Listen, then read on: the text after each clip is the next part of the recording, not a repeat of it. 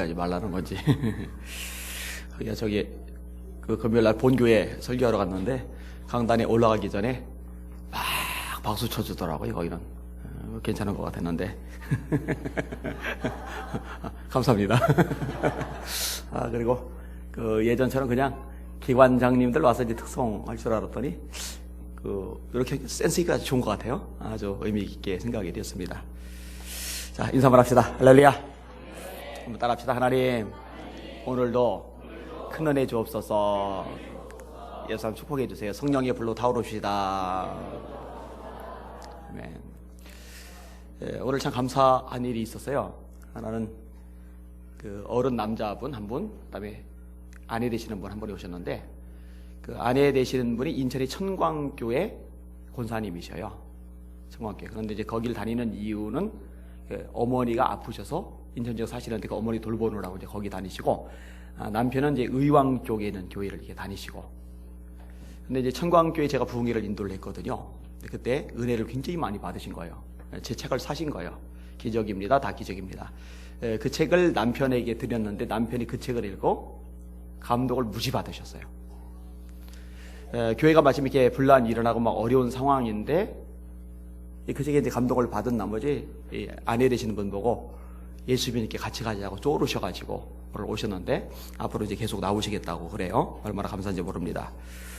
또 하나는 이제 강경구 형제하고 양희민 자매인데 극동방송 PD인데 참 감사하게도 은혜를 이번에 많이 받았어요.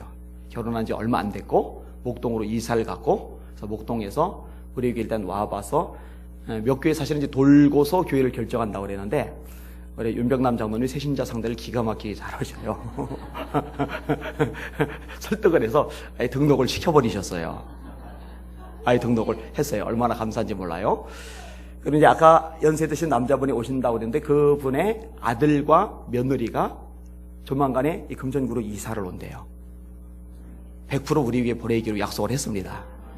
그래서 많이 사랑해가 지금도 짱짱한데 왕성해지게 생겼어요. 우리 박광기 회장님의 역할이 굉장히 큽니다. 잘 해주시길 바랍니다.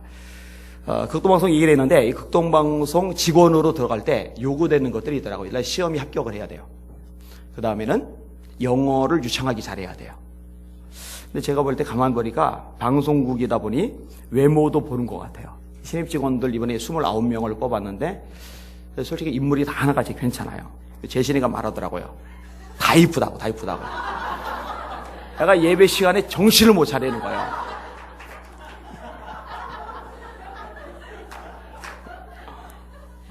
그럴 때는 사탄아 물러가라 그렇게 해야 돼요. 운동선수에게 요구되는 건 뭐겠어요? 기초 체력, 그 다음에 각 운동별로 어떤 재능, 기능 같은 것들이 필요하겠죠.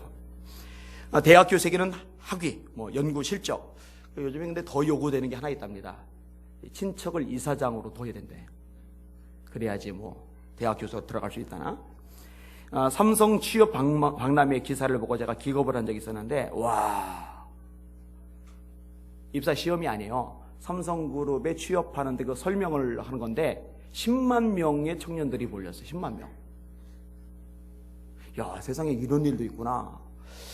제가 이제 네이버와 다음에 기사들을 늘 모니터링을 해요. 정치, 경제, 사회, 문화, 언론, 그 다음에 세계까지. 계속 하루도 안 걸로 봐요. 그래서 100가지 정도 밴드의 카테고리를 만들어놔요. 기상이변, 테러, 그 다음에 이렇게 영국, 미국, 일본 각 나라별로 이런 식으로 카테고리를 만들어서 그 카테고리에 다 이렇게 집어넣어놔요. 그럼 나중에 제가 글 쓰거나 설교 준비할 때 그 카테고리에 들어가면은 관련된 자료를 다 찾아낼 수가 있으니까 참 유용해요. 그렇게 하니까. 근데 이제 이 댓글 모니터링 하다 보면은요, 이 대기업 욕하는 애들이 젊은 애들이 주로 얼마나 많은지 몰라요. 굉장히 많아요. 근데 막상 취업 설명이 한다 그러면 10만 명 몰려요. 댓글이 아무리 많아봐야 10만 개 그렇게 달리지는 않거든요. 제가 속으로 그런 생각을 했어요. 거기에 악성 댓글을 다는 아이들, 그 청년들에게 삼성이 손 내밀고 니네 우리 회사에서 일할래? 그러면은 일하러 갈까 안 갈까? 갈 겁니다. 아마 대다수 갈 겁니다. 해외에서도 외국인들이 들어가고 싶은 회사로 꼽는 것이 삼성이기도 하거든요. 그만큼 입사 요건이 까다롭기도 합니다. 자, 이렇게 저마다 요구되는 분야가 있는데, 그럼 하나님이 쓰실 때 요구되는 건 뭘까? 뭐겠어요? 인맥? 하나님 인맥 안 보십니다. 하나님이 인맥을 보신다면은 마태 같은 사람은 안 쓰십니다. 마태는 세리거든요. 세리는 주변에 좋은 사람이 없어요. 학력 안 보십니다. 학력으로 하나님이 사람을 쓰시면 베드로는 X입니다. 베드로는 가방끈이 짧아요. 꽤 짧아요. 집안 배경 안 보십니다. 집안 배경을 보면은 입다 같은 인물은 자격 미달입니다. 첩의 자식이라 집안에서 쫓겨났거든요. 혈통 안 보셔요. 혈통을 보신다면은 기생 라합이나 이방 여인, 모압 여인 룻은 자격 미달입니다. 돈 안 보셔요. 안 보셔요. 만약 하나님이 돈을 보시고 사람을 쓰신다면은 모세는 부름하지 못합니다.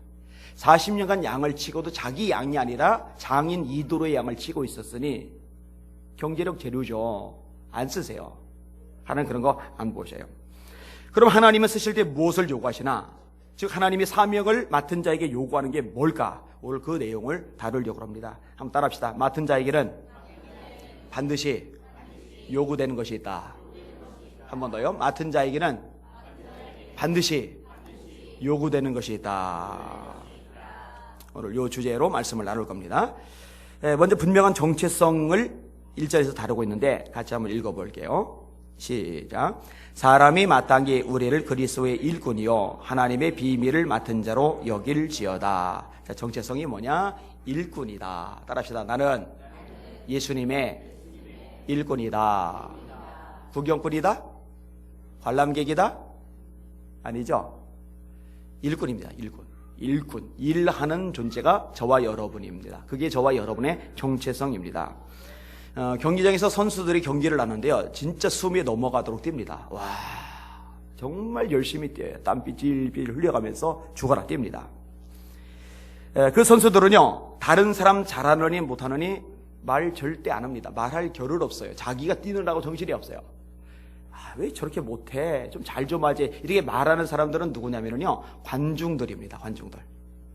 막 야유 퍼붓잖아요. 막 못한다고. 또 네티즌들입니다.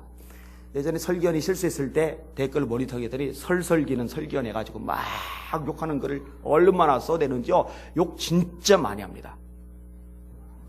또 자살골 넣었으면 자살하라고 할 거야 아마. 싸나와 싸나와. 여러분, 진짜 일하는 사람은요, 입 가지고 일을 겨를 없어요. 정말 목숨 걸고 주의 사명 감당하고 영혼 구원하려고 발버둥 치는 사람은요, 일을 여유 없어요. 자기가 일하는 거 정신없죠. 여기는 여러분들은 구경꾼 방관자 되지 마시고 네티즌 되지 마시고 일꾼 되시길 주님의 이름으로 축원합니다. 일을 하셔야 돼요. 일. 특별히 그리스도의 일꾼이죠. 주님이 맡겨주신 일을 감당하는 사람들입니다. 한 달란트 받은 사람은요, 주인에게 쫓겨납니다. 바깥 어두운 데 쫓겨나 이를 갈며 슬피 울미 있으리라. 이 바깥 어두운 데 쫓겨난다는 얘기는 심판을 말하는 거예요. 구원 밖에 있는 걸 말하는 거예요. 근데 그 사람이 무슨 악한 짓을 저질렀느냐, 못된 짓을 일삼고 다니느냐? 아니에요. 하나님이 사명을 주셨는데, 달란트를 주셨는데 이 달란트를 땅에 묻어둬요. 남기질 않아요. 그래서 악하고 게으른 종이라고 책망을 받은 겁니다. 근데 여러분 조금만 생각하면 그 말씀이 이해가 되는 것이요, 진짜 하나님이 인생의 주인이 됐다, 진짜 예수님이 인생의 주인이 됐다 그러면은요, 우린 그분의 종이거든요. 종은 주인의 말에 따르게 돼 있어요. 주인이 시키는 일을 하게 돼 있어요. 근데 그 종은 안 한 거거든요. 그냥 땅에 묻어둔 거거든요. 그러니까는 주인이 아니에요. 종인데 종이 아니에요. 그러니 바깥 어두운 데 쫓겨날 수밖에 없는 겁니다. 여러분들이 그리스도의 일꾼이라면 그리스도의 일을 하셔야만 해요. 여러분이 그리스도의 종이라면 주님께서 명령하신 대로 순종하셔야만 합니다. 달란트 남기시고 저 앞에 칭찬 듣는 여러분들 되시기를 주님의 이름으로 축원합니다. 자, 정체성, 나는 그리스도의 일꾼이다. 그 다음에 또 하나의 정체성이 나오는데, 비밀을 맡은 자, 이렇게 됐어요. 하나님의 비밀을 맡은 자. 비밀의 특징은 이 비밀을 전해 들은 사람만이 아는 겁니다. 비밀의 특징은 비밀을 전해 들은 사람만이 아는 겁니다. 그 외의 사람들은 몰라요. 그 외의 사람들이 알 수 있으려면은 그 사람도 전에 들어야만 됩니다. 그게 비밀이에요. 근데 저와 여러분들의 특징이 뭐냐? 하나님의 비밀을 맡은 자. 그럼 뭐 우리가 첩보원인가 그런 얘기는 아니고요. 저와 여러분들이 예수님에 대해서 알고 있다는 얘기예요. 하나님의 최고 비밀은 예수 그리스도입니다. 그렇게 이해하시면 됩니다. 에베소 3장입니다. 너희를 위하여 내게 주신 하나님의 그 은혜의 경륜을 너희가 들었을 터이라. 그 계시로 내게 비밀을 알게 하시는 것은 내가 먼저 간단히 기록함과 같으니 그것을 읽으면 내가 그리스도의 비밀을 깨달은 것을 너희가 알 수 있으리라. 이거 복음을 말하는 거예요. 복음이 비밀이에요. 예수님이 비밀이에요. 고린도서 15장에 이렇게 말씀합니다. 보라 내가 너희에게 비밀을 말하노니 우리가 다 잠잘 것이 아니요 마지막 나팔의 순식간에 호련히 변화되리니 나팔 소리가 남에 죽은 자들이 썩지 아니할 것으로 다시 살고 우리도 변화하리라.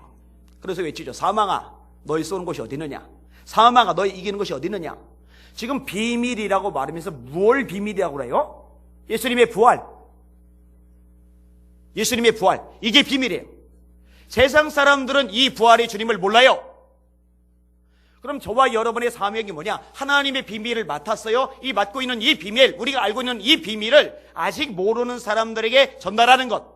그들도 이 비밀을 알도록, 이 비밀을 알고 구원받아 하나님의 아들과 딸이 되도록 이 복음을 나눠주는 것. 이게 저와 여러분의 사명입니다. 예수님의 지상명령이라는 얘기죠. 마태복음 28장 예수께서 나와 일러 가라사대 하늘과 땅의 모든 권세를 내게 주셨으니 그러므로 너희는 가서 모든 족속으로 제자를 삼아 아버지와 아들과 성령의 이름으로 세례를 주고 내가 너에게 분부한 모든 것을 가르쳐 지키게 하라. 주님이 부활하시고 승천 전에 마지막으로 하신 말씀이 마태복음 20장 이 마지막 부분에서 언급이 되고 있어요. 마태복음 28장이 마지막 장이고 그 다음에 마가복음은 16장이 마지막 장입니다. 근데 16장에도 똑같은 말이 나와요. 표현은 좀 달라요. 너희는 온 천하에 다니며 만민에게 복음을 전파하라. 믿고 세례를 받는 사람은 구원을 얻을 것이요 믿지 않는 사람은 정죄를 받으리라. 전달한 거죠. 바울 사도 우리에게 명합니다. 너는 말씀을 전파하라. 때를 얻든지 못 얻든지 항상 힘쓰라. 질문. 여러분 전도하려고 힘쓰세요? 대답이 들리기는 하는데 뭔가 시원치 않아요. 다시. 여러분 전도하려고 힘쓰세요? 앞으로 힘쓰시길 바랍니다. 여러분에게 주어진 사명이에요. 여러분 비밀을 맡은 자예요. 이 비밀을 나누시길 바랍니다. 때를 얻든지 못 얻든지 항상 힘쓰라. 범사의 오래 참음과 가르침으로 경책하며 경계하며 권하라. 이게 하나님의 말씀입니다. 자, 그럼 이렇게 맡은 자, 이 맡은 자에게 요구되는 건 뭐냐? 2절이에요. 2절 같이 읽겠습니다. 시작. 그리고 맡은 자들에게 구할 것은 충성이니라. 자, 맡은 자에게 뭐가 요구된다고요? 충성이에요. 충성. 우리 성도들은 충성된 종들 되시기를 주님의 이름으로 축원합니다. 예수님께서요 하늘에 새를 보라. 이 새를 통해서 교훈을 말씀하시잖아요. 들의 백합화를 봐라.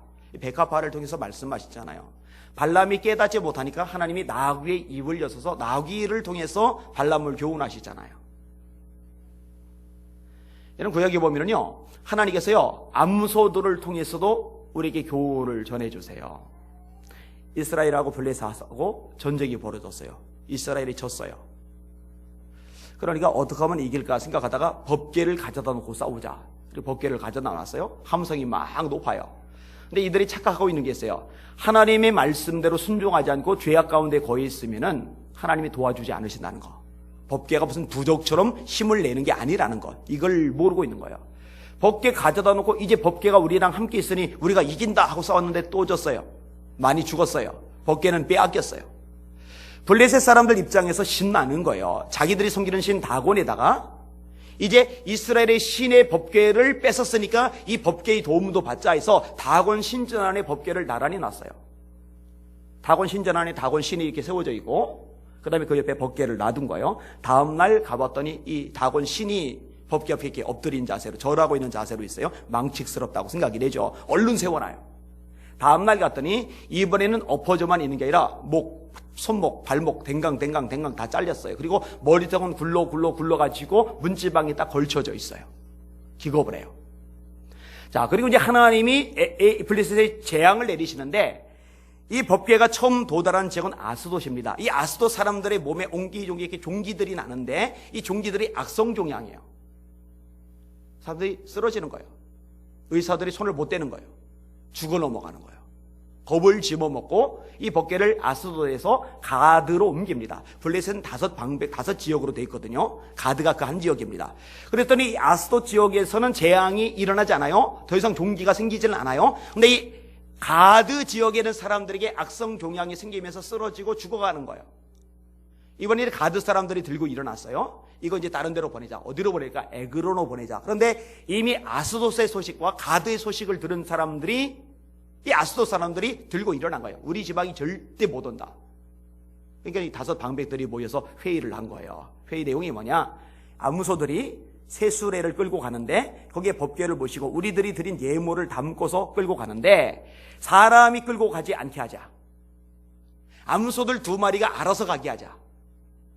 그런데 만약에 이게 이 블레셋 지역에서부터 저 이스라엘 지역 베세메스 지역까지 옆길로 새거나 되돌아가지 않고 똑바로 가면은 이거는 이스라엘 신 하나님이 우리에게 내린 재앙이 맞고, 만약에 곁길로 새거나 되돌아오면은 이건 어쩌다 우연히 재앙이 전염병이 돈 것이니까 우리는 이스라엘 하나님에 대해서 겁먹지 말자. 이렇게 된 거예요. 근데 이 암소들이요 사명을 감당하는데요, 이 사명이 참 우리들의 모습을 잘 보여주고 있는 거예요. 자, 몇 가지 생각을 해볼게요. 한번 따라합시다. 짐을 짊어지고 간다. 생전 처음 어깨에 멍에를 맨 거예요. 생전 처음 수레를 끄는 거예요. 짐을 싣고 가는 거예요. 여러분, 사명자는요 반드시 짐을 짊어지고 가야 됩니다. 가볍게 맨몸으로 나들이 가듯이 룰루랄라 이러고 돌아다닐 수가 없어요. 힘든 걸 짊어져야 돼요. 십자가를 짊어져야 돼요. 여러분, 예수님이 말씀하세요. 나를 따라오려거든 룰루랄라 춤추면서 따라와라 이렇게 말씀 안 하죠. 나를 따라오려거든. 예수님은 따르려면 반드시 조건이 있어요. 따라합시다. 자기를 부인하고 제 십자가를 지고 나를 쫓을 것이리라. 요 2가지가 안 되면은요 예수님의 제자가 되지 못해요. 주님 말씀하세요. 자기 십자가를 지고 나를 쫓지 않는 자도 능히 나의 제자가 되지 못하리라. 그러니까 가만히 보세요. 오늘날 한국교회에서 예수님의 제자는요 몇 명 안 됩니다. 정말 몇 명 안 됩니다. 왜냐면 십자가 짊어지고 따르질 않거든요. 멍에 짊어지고 따르질 않거든요. 예수님이 말씀하십니다. 수고하고 무거운 짐진 자들아 다 내게로 오라. 내가 너희를 쉬게 하리라. 마태복음 11장 28절 말씀인데 요 구절을 되게 좋아해요. 근데 왜 그 다음 구절을까지 같이 암송하지 않는지 모르겠어요. 요 구절은 다 외워요. 여러분들 외우죠? 수고하고 무거운 짐진 자들아 다 내게로 오라. 내가 너희를 쉬게 하리라. 근데 뒷구절이 뭐예요? 너희는 내게 나와 나의 멍에를 메고 내게 배우라. 따라합시다. 나의 멍에를 메고 내게 배우라. 무조건 쉬는 게 아니에요. 노는 게 아니에요. 재미나고 행복하고 신나고 아싸 가리라. 쉬게 하리라. 그 다음 구절이 뭐냐? 너희는 내게 나와 나의 멍에를 메고 내게 배우라. 그리하면 너희가 쉼을 얻으리니. 그게 진짜 쉼인 거예요. 예배만 달랑 드리고 돌아가서 룰루랄라 이게 쉼이 아니라 주님이 내게 메워주신 이 사명, 이 짐을 짊어지고 주님을 따라가는 것, 여기서 진짜 쉼이 임하는 거예요. 이 성경이 우리에게 가르쳐준 내용입니다. 자, 이 암소들이 새끼들과 이별을 합니다. 새끼들과 생이별을 해요. 얼마나 힘들겠습니까? 여러분, 때로 우리들도 마찬가지입니다. 가족보다, 아내보다, 자녀보다 예수님이 더 우선시 되어야 될 때가 있어요. 예수님이 말씀하셨어요. 부모와 형제와 처자와 및 자기 목숨까지 미워하지 아니하면은 능히 나의 제자가 되지 못할 것이며, 부모, 처자, 형제, 미워하다라는 말은 진짜 미워하라는 게 아니라 비교급입니다. 덜 사랑하다. 예수님보다 부모님을 덜 사랑해야 예수님의 제자가 돼요. 자식보다 예수님을 덜 사랑해야 예수님을 자식보다 더 사랑해야 예수님의 제자가 돼요. 아내보다. 저는 제 아내보다 예수님을 더 사랑합니다. 아멘들을 잘하시네. 우리 아들들보다 예수님을 더 사랑합니다. 이렇게 담대하게 말하고 싶어요. 그런데 이게 쉬운 일이 아니에요. 쉬운 일이 아니에요. 그죠? 가족이 결부가 되면은 만만하지가 않다니까요. 그런데 내가 자식에게 하는 것보다 예수님에게 더 잘할 수 있어야 돼요. 내 아내에게 남편에게 하는 것보다 예수님에게 더 잘할 수 있어야 돼요. 그렇게 되시는 여러분들 되시기를 주님의 이름으로 축원합니다. 예수님이 때로 참 단호하세요. 예수님이 사랑 많고 온유하시고 자비와 긍휼이 풍성하시고 맞아요. 다 맞는데 때로는 예수님이 칼날 같으세요. 특히 그 메시지는 칼날 같으세요. 이렇게 주님이 말씀하셔요. 한 사람이 예수님 따라하겠다고 그러니까 어우 잘 생각했다. 나 따라와. 아우 나 그런 대답 기다리고 있어서 따라와. 이렇게 말씀 안 하세요. 주님이 뭐라고 하세요?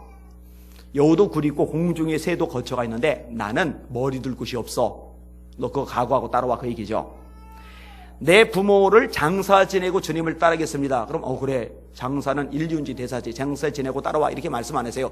죽은 자들로 저희의 죽은 자를 장사하게 하고 너는 가서 하나님 나라를 전파하라 이렇게 말씀하시죠.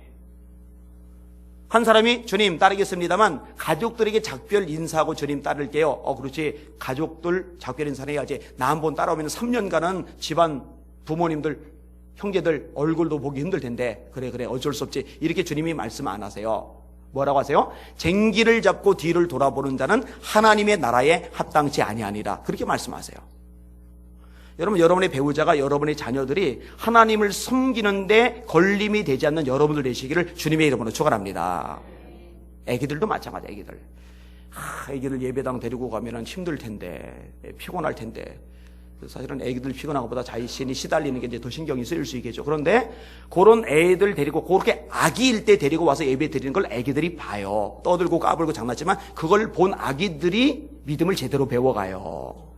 그게 지혜고 그게 복이죠. 우리 많이 사랑이 깨달으시기를 주님의 이름으로 축원합니다. 그렇게 하는 거예요. 자, 이 암소들은요 울면서 가죠. 울면서.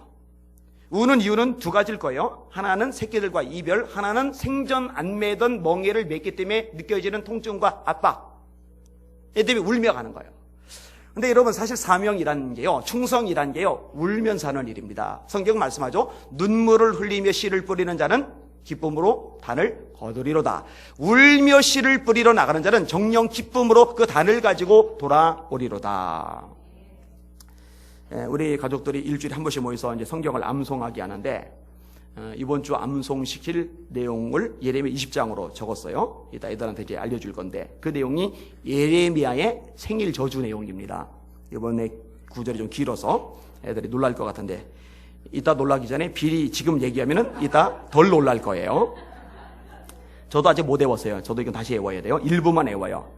보세요. 내 생일이 저주를 받았다면, 나의 어미가 나를 생산하던 날이 복이 없었다면, 나의 아비에게 소식을 전하여 이르기를 네가 생남하였다 하여 아비를 즐겁게 하던 자가 저주를 받았다면, 그 사람은 여호와께서 회파하시고 후회치 아니하신 성같이 되었다면, 그로 아침에는 부르짖는 소리 낮에는 떠드는 소리를 듣게 하였다면, 이는 그가 나를 태에서 죽이지 아니하셨으며 나의 어미로 내 무덤이 되게 하지 않으셨으며 그 배로 항상 부르게 하지 아니하신 연고로다. 어찌하여 내가 태에서 나와서 고생과 수욕으로 나의 날을 보내는고. 우리 애들 얼굴이 사색이 됐어요 지금. 여기 이제 뭔 얘기냐면요, 너무 힘든 거예요. 너무 힘든 거예요. 왕따를 당하는 것도 한두 번이죠. 한두 사람이죠. 하여튼 1년 내내 수년 동안 이어지는 데다가 모든 사람들이, 게다가 친구들까지 등 돌리고 가족 친척들까지 다 등 돌렸어요. 조롱, 치욕, 모욕, 비방, 이 네 가지가 날마다 1년 365일 계속 이어져요. 그러니까 예레미야가 우는 거예요. 날마다. 엄마 뱃속이 무덤이 되었다면, 다시 말해 유산되거나 낙태돼서 세상에 안 태어났으면 이 꼴 안 볼 텐데 너무 많이 울어서 예레미야의 별명이 눈물의 선지자잖아요. 그런데요, 이렇게 울면서도요 사명을 감당해요. 예레미야가 고백합니다. 예레미야 20장 9절입니다. 내가 다시는 여호와의 이름으로 선포하지 아니하리라. 예레미야가 한 말이에요. 왜냐면 말씀 전하는 것 때문에 고난을 당하고 시련을 당하고 아픔을 겪고 외로움 당하고 친구들 배반하고 등 돌리고 그러니까 힘들잖아요. 그러면 내가 말씀을 전하지 않으면 이 꼴 안 당할 테니까 내가 다시는 주의 이름으로 말씀을 전하지 아니하리라. 마음을 먹어요. 전하지 아니하리라 하면 나의 중심이 불붙는 것 같아서 골수에 사무치니 내가 답답하여 견딜 수 없나이다. 차라리 매 맞는 게 나요. 시위대들에 갇히는 게 나요. 구덩이에 빠지는 게 나요. 조롱당하는 게 나요. 왕따 당하는 게 나요. 사명을 감당하지 않으려니까 속이 불붙는 것 같은 거예요. 견딜 수 없는 거예요. 또다시 나가요. 또다시 만나요. 여러분, 말씀으로 돌아와야 이 민족이 삽니다. 하나님께로 돌아와야 다시 회복이 됩니다. 뜻대로 순종하고 회개해야 이 조국이 다시 하나님의 복을 받을 수 있습니다. 또 나가요. 또 나가요. 그러고 또 나가요. 이게 사명자죠. 사명자. 여러분, 교회에서요, 주일을 하다 보면은요, 다 칭찬하고 뭐 다 격려하고 다 박수 쳐주고 절대 안 그러는 거 알죠? 이미 경험 많이 했잖아요. 특별히 일을 해본 사람은 알아요. 눈물 나요. 몰라요. 그럼 눈물 싹 지우고 그냥 사명도 같이 지우고 그냥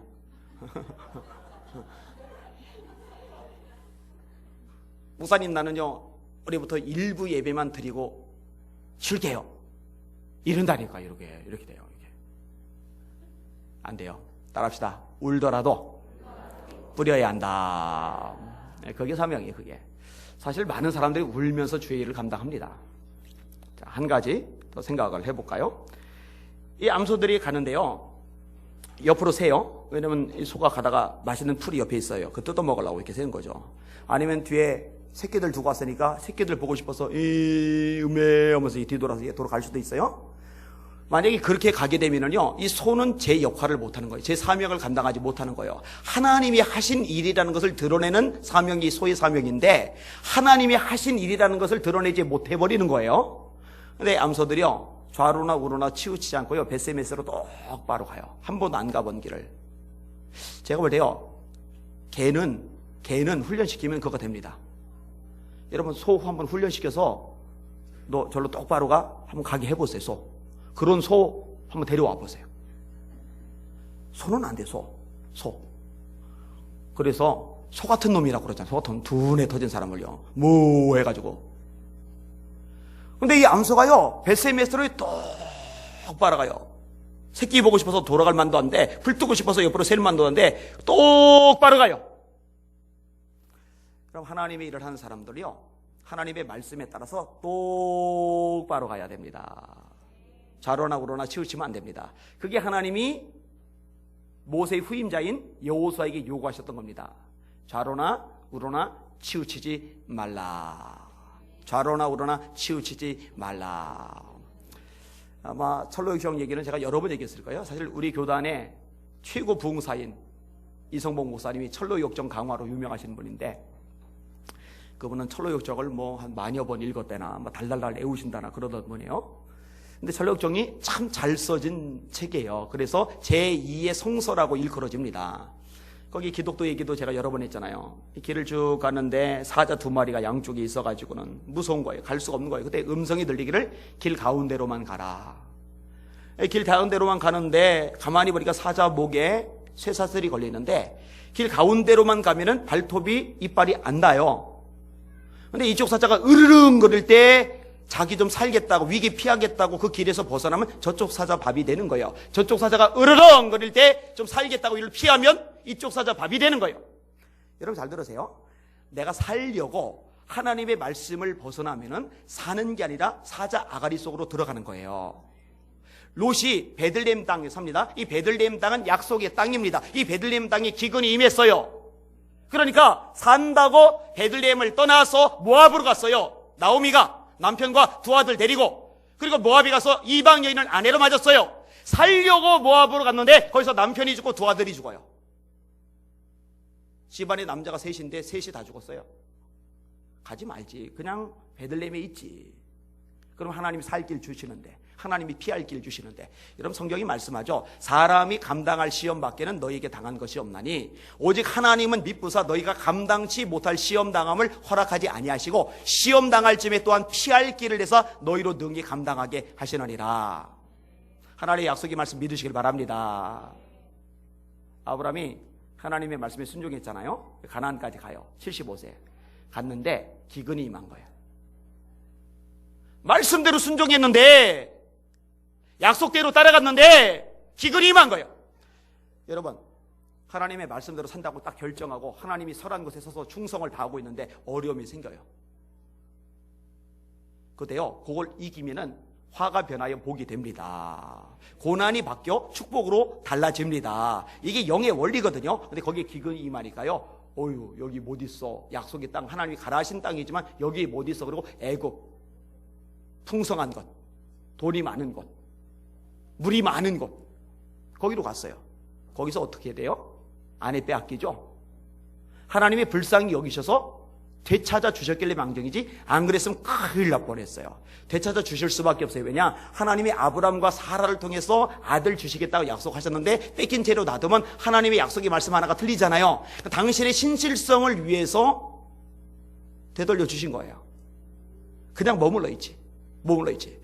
여러분, 사명 감당하다가 힘들 때 벗어나지 마시고 하나님의 말씀에 꽉 서서 좌로나 우로나 치우치지 않는 여러분들 되시기를 주님의 이름으로 축원합니다. 하나님이 그런 사람의 모습을 기뻐하세요. 그런 사람의 모습을 하나님이 귀하게 여기십니다. 자, 결론을 맺겠습니다. 하나님은요, 충성된 자를 기뻐하셔요. 모세가 실수를 했어요. 아내 십보라가 세상을 떠난 다음에 새로 아내를 얻는데 본인이 이스라엘 백성 중에서 한 명 아내로 취하면 될 텐데 딴 여자를 얻었어요. 이방 여자, 구스 여자를. 이디오피아죠. 구스 여자를. 이걸 보더니요, 아론하고 미리암이 반기를 들어요. 모세를 막 공격해대요. 하나님이 이 모세를 공격하는 아론과 미리암의 얘기를 들으시더니 세 사람을 집합시켜요. 이 세 사람이 모였어요. 그 중에 특별히 아론과 미리암을 따로 더 부르세요. 그리고 하나님이 말씀하신 게 민수기 12장입니다. 한번 들어보셔요. 하나님이 여호와께서 구름 기둥 가운데로부터 강림하사 장막문에 서시고 아론과 미리암을 부르시는지라. 그 두 사람이 나아가매 이르시되 내 말을 들으라. 너희 중에 선지자가 있으면 나 여호와가 환상으로 나를 그에게 알리기도 하고 꿈으로 그와 말하기도 하거니와 내 종 모세와는 그렇지 아니하니 그는 내 온 집에 충성함이라. 그와는 내가 대면하여 명백히 말하고 은밀한 말로 하지 아니하며 그는 또 여호와의 형상을 보거늘 너희가 어찌하여 내 종 모세 비방하기를 두려워하지 아니하느냐. 이게 하나님의 책망입니다.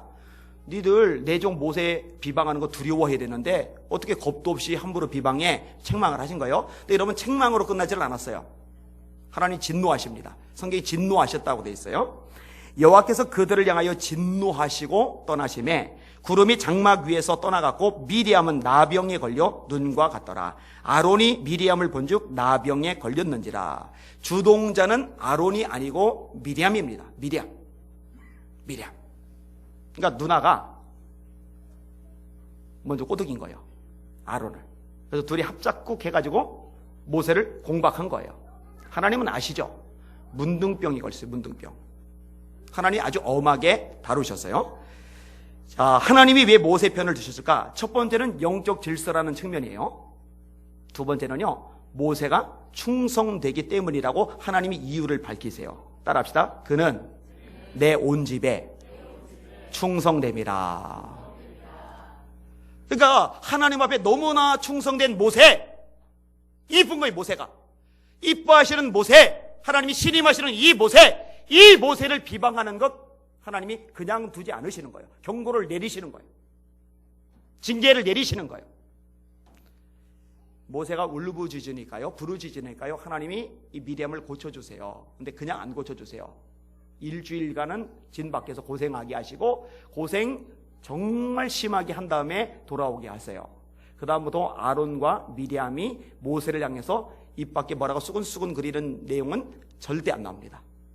교훈을 제대로 받았어요. 단 한 번도 안 나와요. 그거로는요. 그럴 수밖에 없죠. 한 번 더 따라합시다. 내 온 집에 충성됨이라. 여러분, 하나님 보실 때 충성된 자로 인정받는 저와 여러분들 되시기를 주님의 이름으로 축원합니다. 천국 갔을 때 주님의 앞에 섰을 때 착하고 충성된 종소리 들어야죠. 제가 그 소리 듣기 원하고 제가 목회한 우리 교회 성도들이 그 소리 듣기를 원합니다. 말씀을 정리할게요. 링컨 대통령 당시 일입니다. 미국 남부의 한 지주가 아프리카에서 노예를 사들였어요. 아직 노예 해방이 전국적으로 확산되지 않았을 무렵 남부에서 있었던 이야기입니다. 그런데 이 사람이요, 노예들을 정말 짐승처럼 대하는 거예요. 하라는 일을 제대로 못 마쳤다라는 생각이 들면은요, 생각이 드는 거예요. 생각이 하고 안 하고 하래요. 자기 생각에 마음에 안 들다 그러면 살가죽이 다 뜯겨져 나가도록 채찍으로 두들겨 패는 거예요. 이날도 그렇게 두들겨 맞고 있는데 이것을 본 어떤 백인이 이 노예를 불쌍히 여기는 마음이 드는 거예요. 그래서 그 노예 나한테 파시오. 그랬더니 얼마 살 거냐고, 이거 줄 거냐고, 주겠다고 해서 줬어요, 돈을. 그리고 그 노예를 샀어요.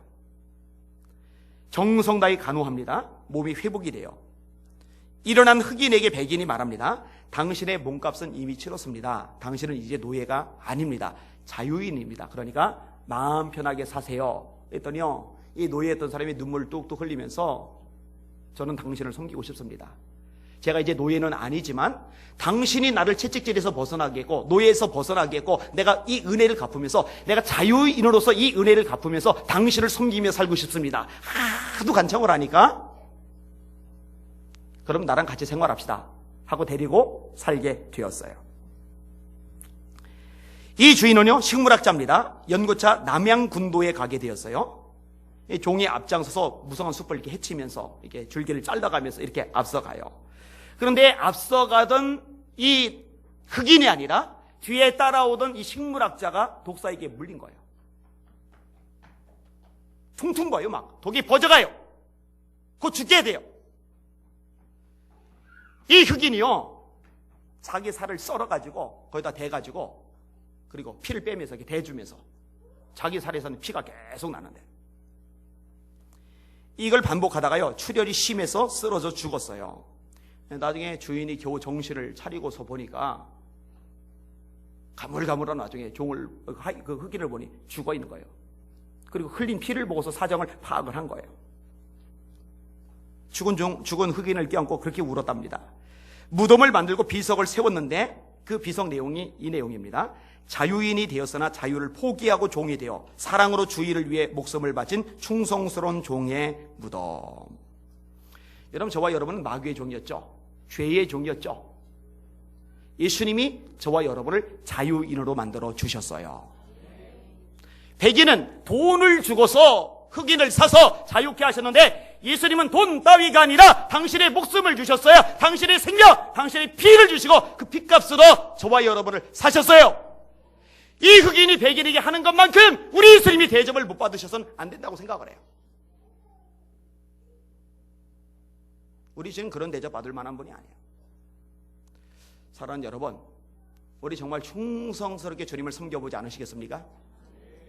억지로가 아니라, 마지못해서가 아니라, 담임 목사가 하라고 해서가 아니라, 아니면 주변 성도들 보는 이목, 눈초리 때문이 아니라 예수님이 좋은 거예요. 예수님을 사랑하는 거예요. 예수님만 생각하면 막 가슴이 뛰는 거예요. 이 예수님 기쁘게 할 수 있다면 다 대가를 지불해도 손톱만큼도 아깝지 않은 거예요. 이게 사실 진짜 예수 믿는 사람의 모습 아닐까요? 아멘.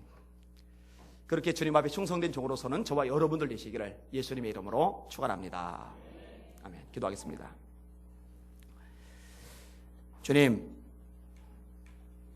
이 시대의 진짜 제자는 어디 있습니까? 주님의 마음을 흡족하게 하는 예수쟁이들은 어디 있습니까? 하나님, 바로 이곳에 모여 예배드리는 우리들입니다 라고 담대히 말할 수 있도록 우리를 변화시켜 주시옵소서. 예수님 이름으로 간절히 기도합니다. 아멘.